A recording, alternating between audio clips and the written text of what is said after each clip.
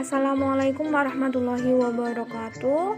Kami dari kelompok 1 yang beranggotakan Ahyar Alwanuddin, Febriana Devi Anggaheni, Arini Alfahidayatika. Video ini dibuat untuk memenuhi tugas tes akhir semester pada mata kuliah Sejarah Indonesia dan Dunia. Yang pertama, membahas tentang zaman prasejarah, di mana sebelum ada kerajaan-kerajaan di Indonesia, guys. Secara geologi, Indonesia modern atau juga disebut Nusantara, pertemuan antara lempeng benua utama yaitu Eurasia, lempeng Indo-Australia, dan lempeng Pasifik. Kepulauan Indonesia seperti saat ini terbentuk pada saat melelehnya es pada zaman es sekitar 10.000 tahun yang lalu, guys. Secara geologi, Nusantara mempengaruhi flora dan fauna, guys, termasuk makhluk mirip manusia yang pernah menghuni wilayah ini, guys. Sebagian daratan Nusantara dulu merupakan dasar laut, guys, seperti wilayah pantai selatan Jawa dan Nusantara dahulunya adalah dasar laut. Aneka fosil hewan laut ditemukan di wilayah ini. Daerah ini dikenal sebagai daerah karst yang terbentuk di endapan kapur terumbu karang pada masa purba. Endapan batu bara di wilayah Sumatera dan Kalimantan memberi indikasi pernah adanya hutan dari zaman Paleozoiku. Laut dangkal di antara Sumatera, Jawa termasuk Bali dan Kalimantan, serta Laut Arafura dan Selat Flores adalah perairan muda yang baru mulai terbentuk kala berakhirnya zaman es terakhir hingga 10.000 tahun sebelum era modern. Yang menyebabkan mengapa ada banyak kemiripan jenis tumbuhan dan hewan di antara ketiga pulau besar tersebut. Flora dan fauna ketiga pulau tersebut memiliki kesamaan dengan daratan Asia, Indochina, Semenanjung, Malaka, dan Filipina. Harimau, gajah, tapir, kerbau, babi, badak, dan berbagai unggas lainnya yang hidup di daratan Asia banyak memiliki kerabat dekatnya. Pada masa Pleistosen, masuklah pemukim pertama, guys. Pleistosen adalah suatu zaman yang berlangsung antara 2.508.000 sampai 11.000, antara 2.508.000 sampai 11.500 tahun yang lalu. Bukti pertama menunjukkan bahwa makhluk mirip manusia atau hominin yang menghuni Nusantara yang diketahui adalah manusia Jawa.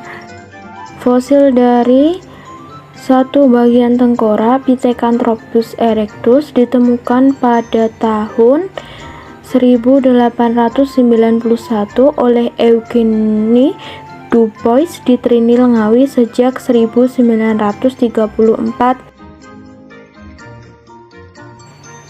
G.H.R. von Koenigswald beserta timnya menemukan serangkaian fosil hominin di lembah sepanjang Bengawan Solo, yaitu di Sangiran dan Ngandong, serta di tepi Sungai Berantas di dekat Mojokerto. Para ahli anteologi sekarang kebanyakan berpendapat bahwa semua fosil ditemukan dari Jawa adalah Homo erectus dan merupakan bentuk yang primitif berdasarkan pengukuran radiometri terhadap mineral mekanik pada lapisan penemuan di dunia. Usianya mencapai lebih tua, 1,7 sampai 1,5 tahun. Homo sapiens pertama diperkirakan masuk ke Nusantara sejak 1.000 tahun yang lalu, melewati jalur pantai Asia dari Asia Barat, dan pada sekitar 60.000 tahun sampai 70 tahun yang lalu, mereka yang berfenotip gelap dan rambut ikal rapat menjadi nenek moyang asli Melanesia termasuk Papua sekarang, dan membawa kultur kapak telonjong atau Paleotikum. Gelombang pendatang berbahasa Australanesia dengan kultur Neolithikum datang secara gelombang sejak 3000 sebelum Masehi dari Cina Selatan melalui Formosa, dari Taiwan, Filipina, membawa kultur. Yang kedua yaitu membahas tentang zaman prakolonial, yaitu periode zaman Nusantara, di mana Nusantara Indonesia terdiri dari beberapa kerajaan-kerajaan.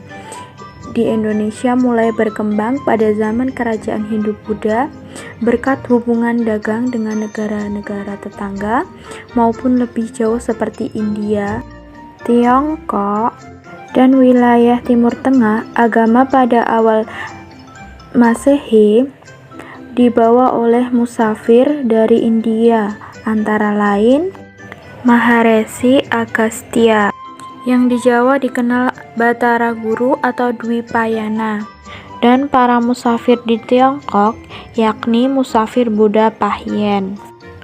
Pada abad 4-7 Masehi di Jawa Barat yang bercorak Hindu-Buddha yaitu Kerajaan Tarumanegara.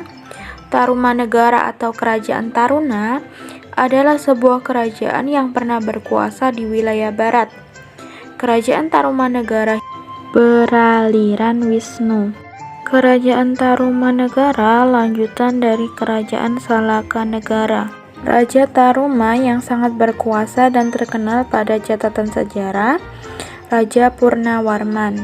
Pada tahun 417, dia memerintahkan penggalian Sungai Gumadi dan Candrabada. Kerajaan Tarumanegara banyak meninggalkan prasasti, antara lain Prasasti Kebun Kopi, Prasasti Tugu, Prasasti Cidanghyang atau Munjul, Prasasti Ciareuten, Prasasti Cianten, Prasasti Jambu, Prasasti Pasir Awi.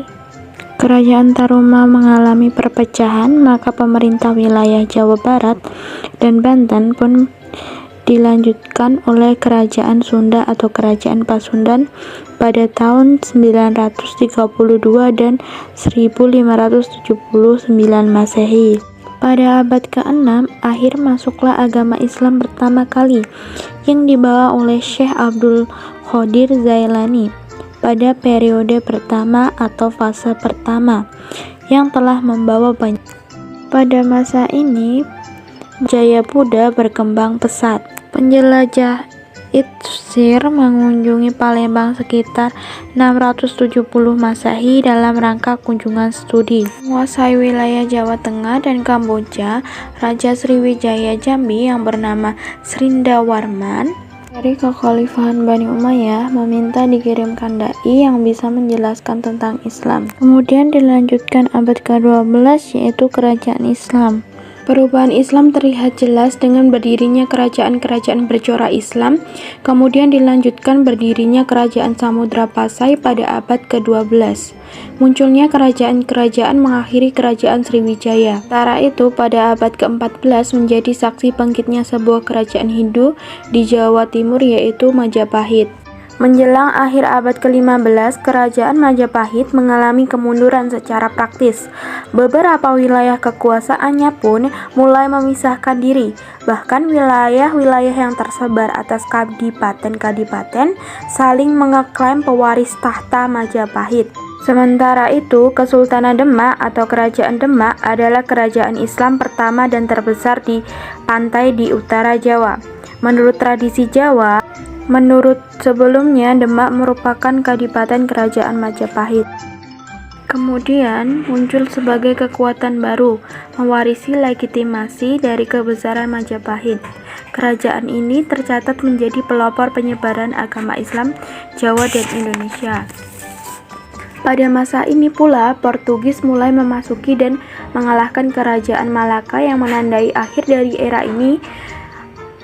Kemudian, pada tahun 1560, Kesultanan Demak beralih ke Kerajaan Pajang yang didirikan Joko Tingkir atau Hadi Wijaya. Salah satu peninggalan bersejarah Demak adalah Masjid Agung Demak yang menurut tradisi yang didirikan oleh Wali Songo, Kesultanan Islam terus menyebarkan agama Islam ke penduduk dan pembauran dan menggantikan Hindu sebagai kepercayaan utama pada akhir abad ke-16 di Jawa dan Sumatera.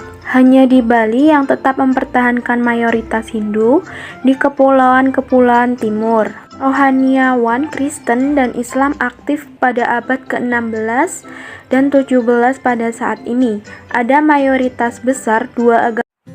Pada era ini, Nusantara mulai dikuasai oleh negara-negara asing yang saling berebut sumber daya dan kekuasaan di Indonesia.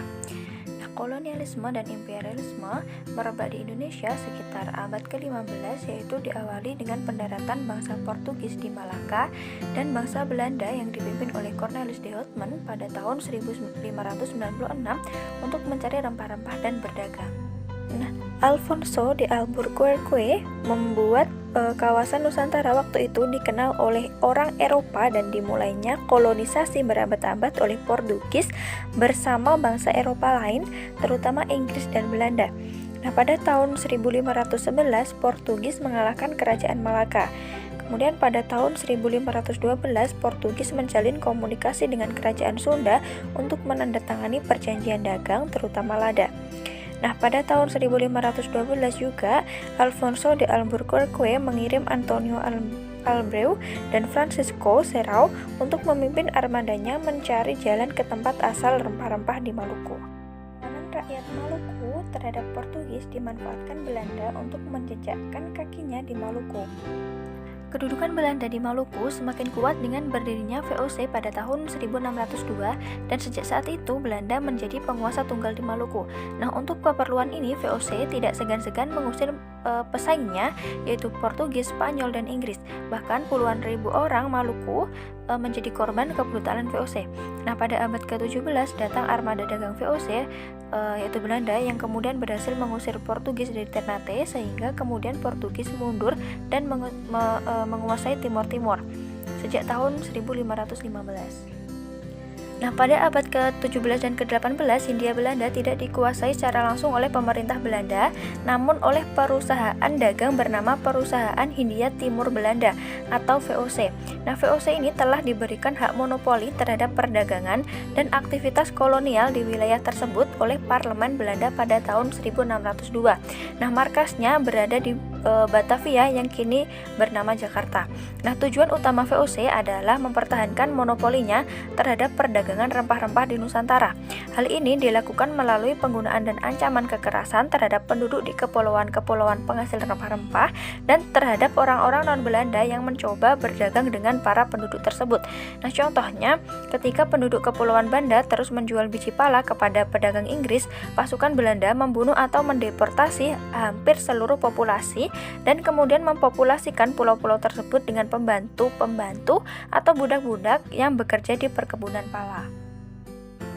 Nah, setelah VOC jatuh bangkrut dan dibubarkan pada akhir abad ke-18, tepatnya pada tanggal 1 Januari 1800, dan setelah Belanda kalah perang Eropa dan dikuasai Perancis, maka Hindia Belanda jatuh ke tangan Perancis, walaupun secara pemerintahan masih di bawah Negara Kesatuan Republik Belanda hingga tahun 1806, kemudian dilanjutkan Kerajaan Hollandia hingga 1810. Setelah Britania menguasai Jawa, pemerintahan beralih sementara dari Belanda ke Britania hingga akhir Perang Napoleon pada tahun 1816. Lord Minto menjadi gubernur jenderal pertama yang bermarkas di India, sedangkan Raffles diangkat menjadi letnan gubernur yang memimpin Jawa.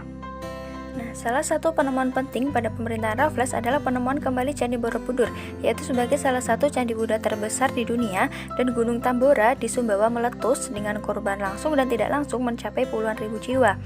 Nah, setelah Kongres Wina mengakhiri Perang Napoleon dan mengembalikan Jawa ke Belanda sejak tanggal 16 Agustus 1816, pemerintahan Kerajaan Belanda berkuasa dan berdaulat penuh atas wilayah Hindia Belanda yang tertulis dalam Undang-Undang Kerajaan Belanda tahun 1814 dan di amandemen tahun 1848, 1872, dan 1922 menurut perkembangan wilayah Hindia Belanda hingga 1942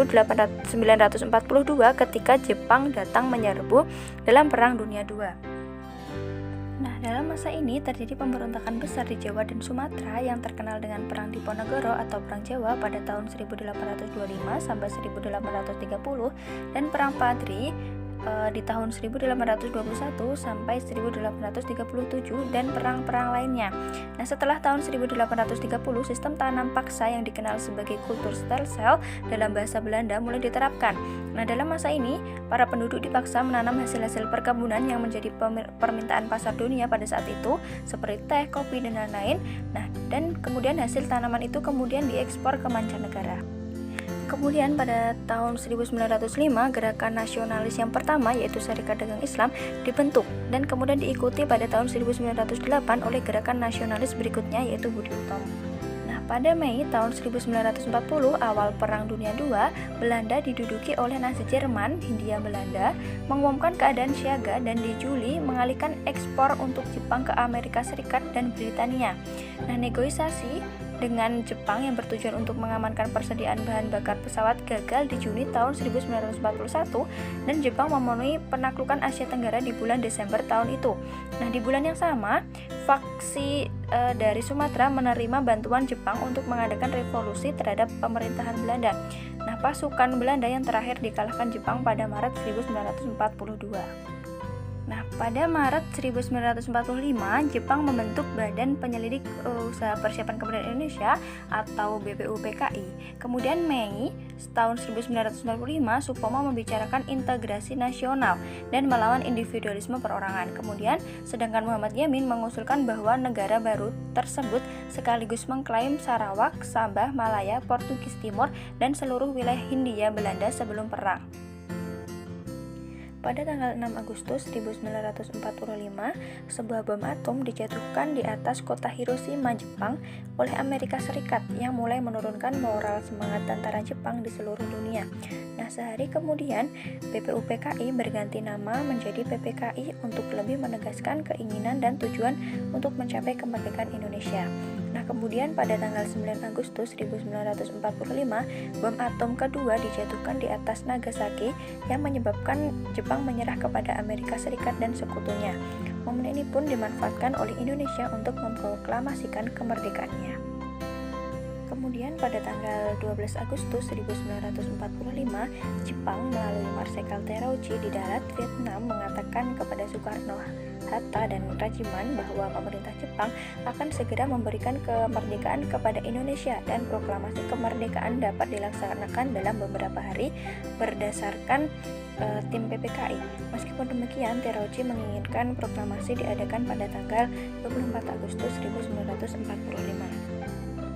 Pada tanggal 14 Agustus 1945, Jepang secara resmi menyerah kepada sekutu di kapal USS Missouri. Tentara dan Angkatan Laut Jepang masih berkuasa di Indonesia karena Jepang berjanji akan mengembalikan kekuasaan Indonesia ke tangan sekutu.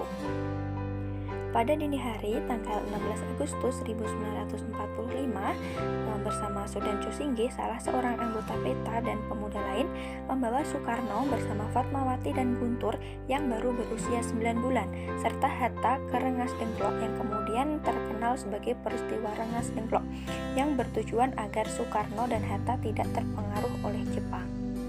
Nah, teks proklamasi ditulis di ruang makan Laksamana Maeda. Nah, para penyusun teks proklamasi itu adalah Soekarno, Hatta, dan Subarjo. Kemudian konsep teks proklamasi ditulis oleh Soekarno sendiri. Setelah konsep selesai disepakati, Soekarno mengusulkan agar yang menandatangani teks proklamasi itu adalah Soekarno dan Hatta atas nama bangsa Indonesia, dan Sayuti Melik menyalin dan mengetik naskah tersebut.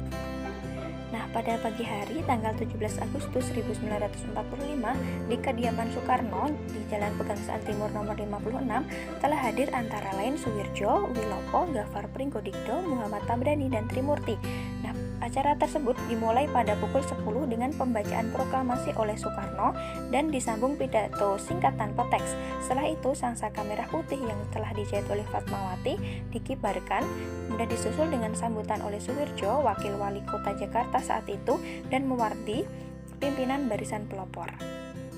Kemudian pada tanggal 18 Agustus 1945, PPKI mengambil keputusan mengesahkan dan menetapkan UUD sebagai dasar negara Republik Indonesia yang selanjutnya dikenal sebagai UUD 1945.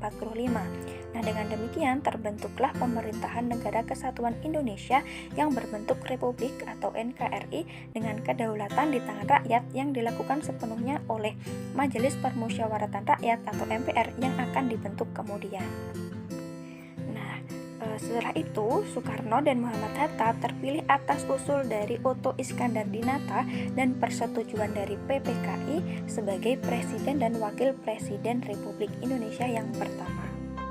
Nah, dari tahun 1945 hingga 1949, Persatuan Kelautan Australia yang bersimpati dengan usaha kemerdekaan melarang segala pelayaran Belanda sepanjang konflik ini agar Belanda tidak mempunyai dukungan logistik maupun suplai yang diperlukan untuk membentuk kembali kekuasaan kolonial.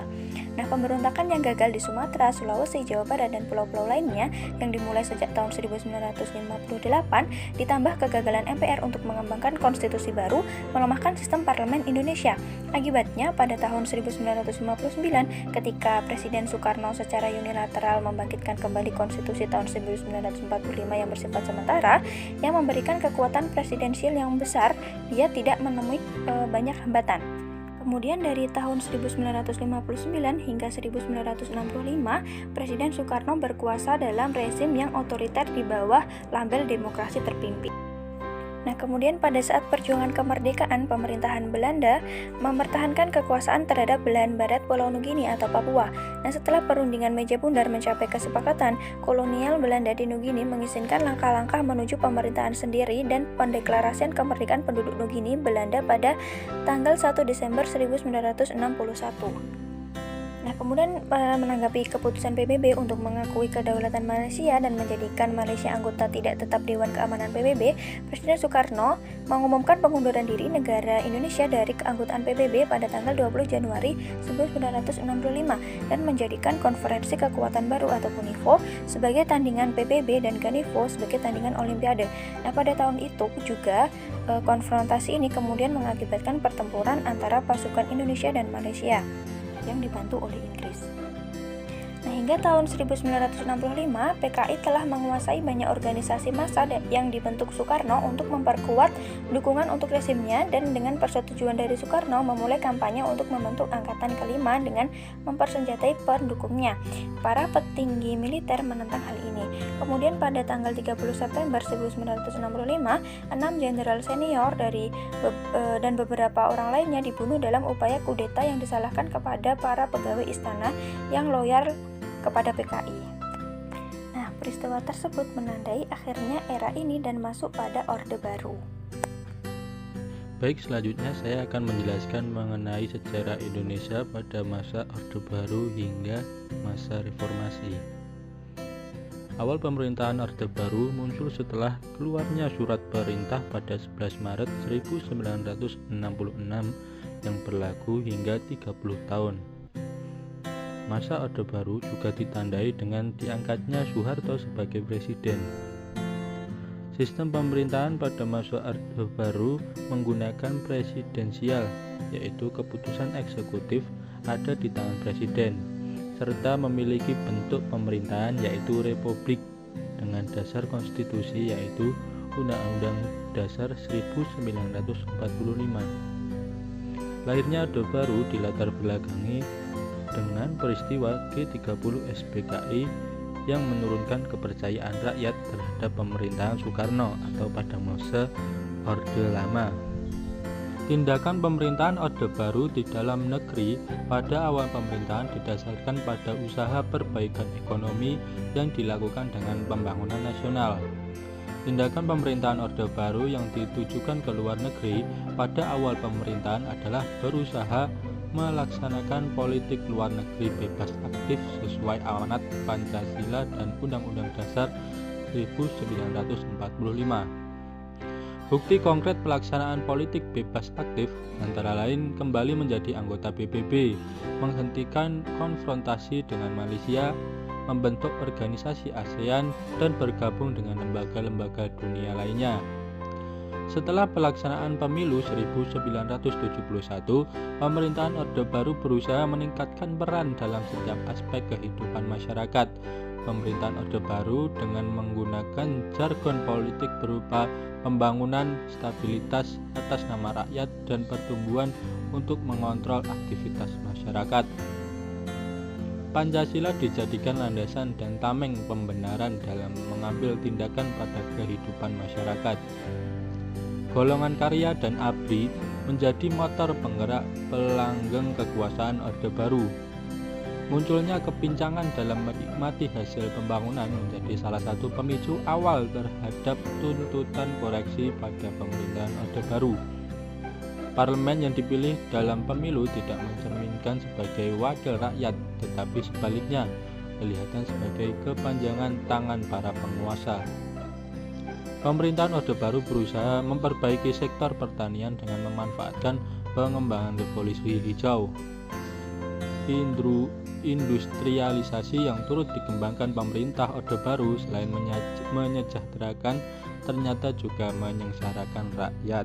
Dan pada pertengahan 1997 Indonesia diterpa krisis moneter.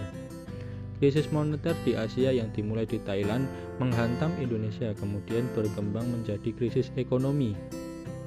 Kondisi tersebut semakin meneguhkan anggapan para pengamat dalam dan luar negeri bahwa rezim ini sudah terbelit nepotisme, kolusi, dan korupsi atau KKN.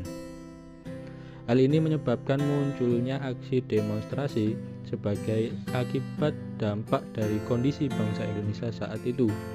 Pada Mei 1998, demonstrasi yang digerakkan oleh mahasiswa sudah turun ke jalan-jalan. Mereka menuntut perbaikan ekonomi dan reformasi total.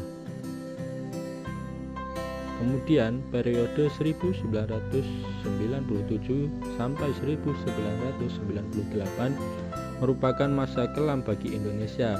Anjloknya perekonomian nasional disusul dengan berakhirnya rezim Orde Baru. Presiden Soeharto pun mundur pada tanggal 21 Mei 1998 karena besarnya gelombang demonstrasi di banyak daerah. Orde Baru yang berusia 3 dasawarsa lebih ambruk diterjang badai krisis moneter yang melanda negeri sejak 1997 yang berkembang menjadi krisis ekonomi dan krisis multidimensi. Hal ini menyebabkan kepercayaan terhadap pemerintah berkurang, yang menyebabkan Presiden Soeharto mengundurkan diri sebagai Presiden Republik Indonesia. Dengan pengunduran diri Soeharto menandai berakhirnya masa Orde Baru. Reformasi yang dijalankan di Indonesia lambat laun mengalami perubahan arah dan tujuan setelah para petualang politik dengan mengatasnamakan rakyat terlibat di dalamnya.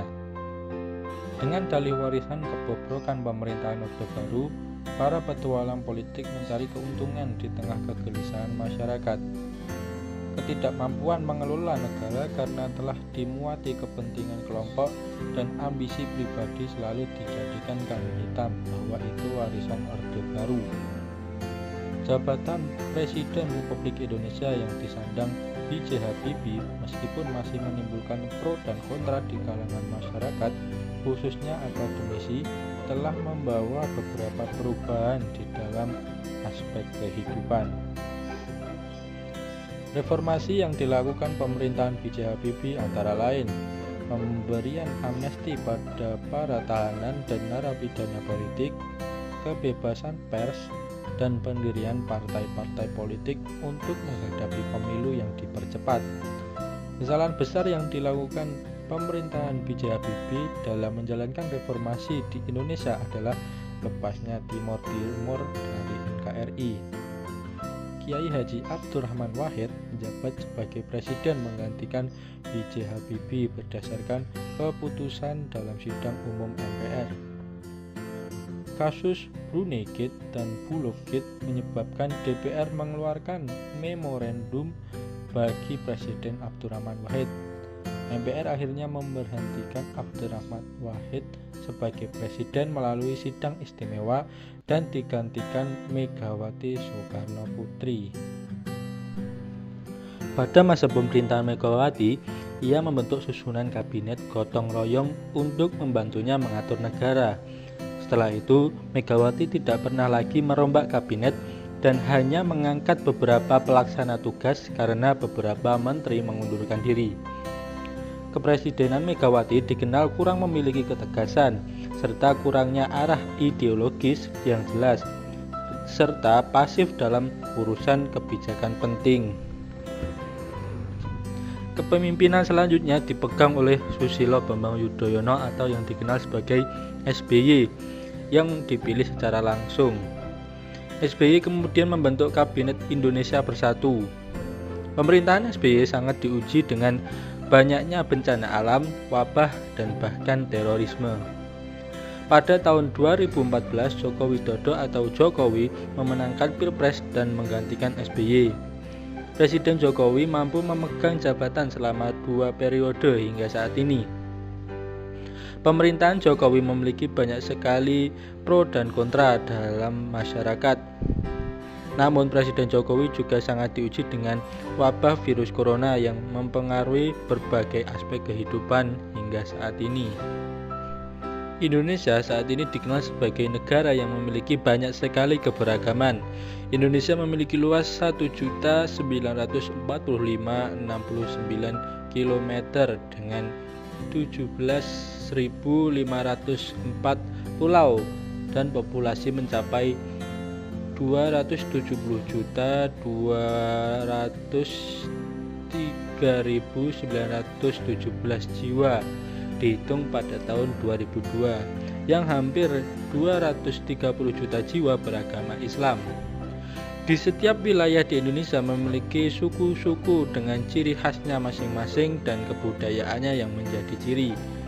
Sumber daya alam yang dimiliki Indonesia juga sangat melimpah, terutama bahan tambang. Selain itu, iklim tropis di Indonesia juga membuat banyak sekali tumbuhan dan hewan yang beraneka jenis tersebar di wilayah-wilayah Indonesia. Kemaritiman di Indonesia juga tak kalah berpotensi karena menghasilkan banyak sekali manfaat. Selain itu, potensi pertanian dan perkebunan seperti beras, jagung, kelapa sawit, cengkeh, kopi, dan masih banyak lagi juga sangat berpotensi bagi Indonesia. Wisata di Indonesia juga menjadi hal yang terkenal di dunia. Banyak sekali wisata yang indah di Indonesia, seperti salah satunya yaitu Bali, yang memiliki keindahan alam yang luar biasa dan budaya di masyarakat yang sangat kental. Demikian yang dapat kami sampaikan. Apabila ada salah kata, kami mohon maaf. Wassalamualaikum warahmatullahi wabarakatuh.